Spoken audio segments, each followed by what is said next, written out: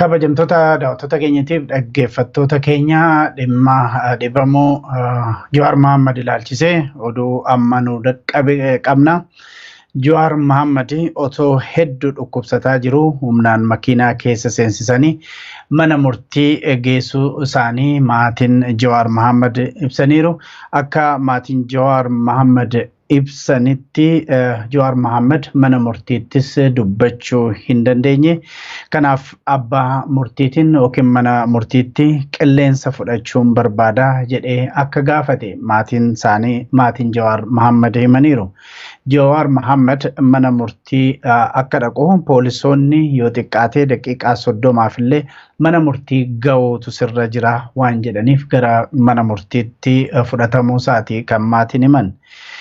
Mana murtii keessattis hedduu waan na dhukkubuu fi qilleensa fudhachuun barbaada jedhee mana murtii keessatti mana murtii sana addaan kutee ba'uu isaati kan maatiin himan.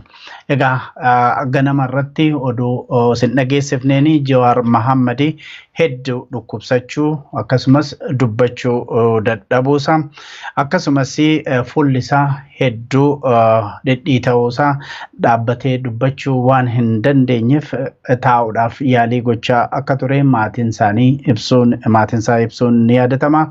Maatiin Jawar Mohammad waan rifataniif hooggantoota mana murtii haasofsiisuudhaaf yaaliin godhanii akka milkoofne ibsuun keenyas ni yaadatama. Sanaan dura haalli fayyaa Jawar Mohammad fooyyee kan qabaa tureera jedhan maatiin Jawar Mohammad. Kuni osoo jiru Oromiyaa keessatti iddoo adda addaatti mormiin dhohaati jira. Kabajamtoota daawwattoota keenya egaa otoon gara kan hiriiratti hin darbini yaada maatii Jawar Mohammadii fi abukaatoo isaa gara boodatti qabannee kan dhiyaannu ta'uun isin yaadachiisa. Gara biraatiin immoo mormiin adda addaa Oromiyaa keessatti dhohaa akka jirudha. Haaluma kanaanii mormiin hiriiraa keessattuu naannoo Somaaliitii gara Dagahaaburii kan Oromiyaadhaan karaa gara Oromiyaatti qaxxaamuru cufamuu maddeen ibsaati jiru.